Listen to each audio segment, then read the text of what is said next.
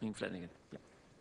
Thank you, Laska here. And just to continue on for a minute about what Deputy Murphy was saying. When a railroad is built, and when someone suggests that a service be developed, the first thing the people who want to put down rail say is, oh, well, when is the last time any of these things ever made a profit?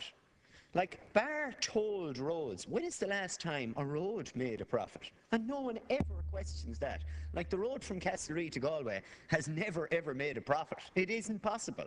So on the basis of what many people say about rail, we should just rip up that road and forget about it.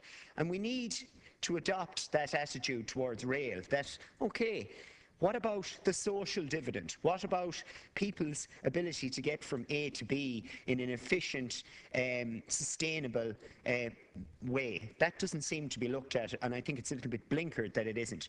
But when people talk about infrastructure and the infrastructure of the rail network in this country, one of the greatest pieces of infrastructure are the actual stations themselves. And all I have seen throughout my lifetime is the architectural rape of these buildings. We see a situation where the prettiest little stations you could get, and they are a tourist attraction. You'd get out at these stations alone, not knowing what was in the town, just to see them. But will you get out at these stations to look at PVC windows that have been put in these old buildings? No, you won't. Will you get out at any of these stations that used to have these beautiful cast iron bridges that are now replaced with brushed aluminium? Like, are we that devoid of class in this country, and the people who have been running it, that we cannot see beauty when it stares us in the eye? I see numerous buildings around the country owned near railway stations, which are owned by Iarnród and owned by the state, that are being ripped apart with ivy growing through the roofs. Now, I seen this happen to two particular buildings in Castlereagh. Well, they solved one of them. Guess what they did? They knocked it down and they crushed the cut limestone. And I don't know where it ended up after that. Probably one of the most beautiful buildings in the town. Now, who makes these silly decisions like? Because you can't get these things back. Now, I was lucky enough when I was mayor of Roscommon to, we had a celebration at Castlereagh train station for the 150th anniversary of rail coming to our area.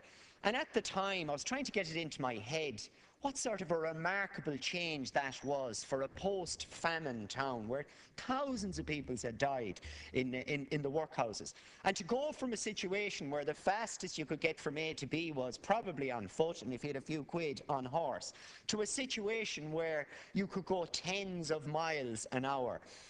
And I thought it kind of interesting that 150 years down the line, pardon the pun, from when we got the most modern transport system on the planet at the time, the day that we celebrated the 150th anniversary of it arriving in town, we had broadband that was 1,000 times slower than South Korea.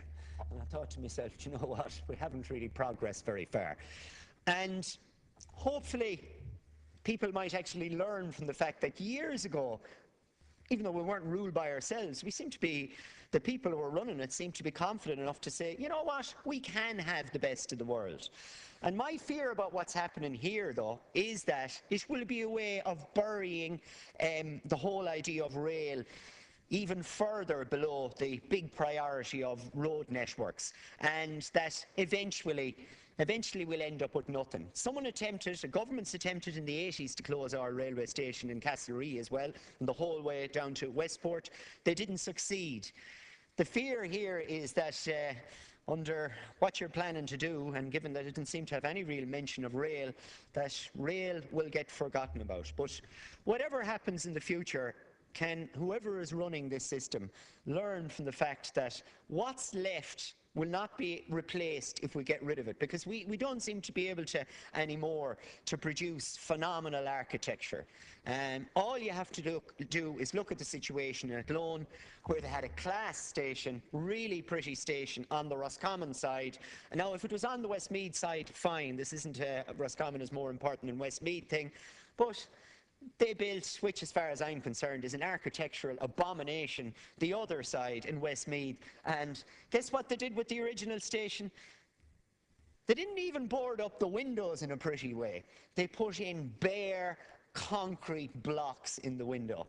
And they might as well have sprayed graffiti on it as well and said, you know what, we don't really care, because, you know, who's going to stop us?